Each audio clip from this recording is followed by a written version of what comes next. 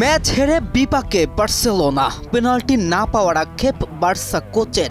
রেফারির পক্ষপাতিত্বের তুমুল সমালোচনাও করেন এই কোচ। কঠিন সমীকরণে সেমিফাইনাল অনেকটা অনিশ্চিত। চ্যাম্পিয়ন্স লিগ কোয়ার্টার ফাইনালের প্রথম লেগে আতলেতিকো মাদ্রিদের কাছে 2-0 গোলে হেরে বড় ধাক্কা খেয়েছে বার্সেলোনা। সেমিফাইনালে উঠতে হলে ফিরতি লেগে তাদের অন্তত 3 গোল করতে হবে, তাও আবার কোনো গোল না খেয়ে, যা কঠিন হলেও অসম্ভব নয়।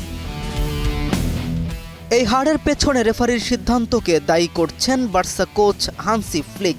বিশেষ করে একটি স্পট হ্যান্ডবলের ঘটনায় ভিআর হস্তক্ষেপ না করায় তিনি ক্ষোভ প্রকাশ করেন। তার মতে মার্ক পুবিলের হাত দিয়ে বল থামানোয় পেনাল্টি ও লাল কার্ড দুটোই প্রাপ্য ছিল, অথচ একই ম্যাচে পাউ কুবার্সির ক্ষেত্রে ভিআর রিভিউয়ে হলুদ কার্ডের বদলে লাল কার্ড দেয়া হয়। ফলে বার্সাকে দীর্ঘ সময় 10 জন নিয়ে খেলতে হয়।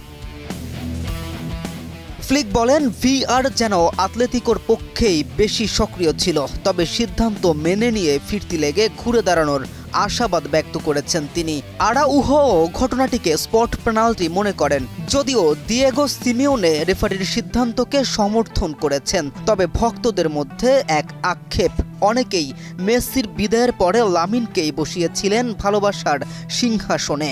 মেসির মতো অথবা আধুনিক ফুটবলে আরও পরিণত ফুটবলার হিসেবেই ভক্তদের জয় এনে দেবেন লামিন, এমন প্রত্যাশা ছিল সবারই।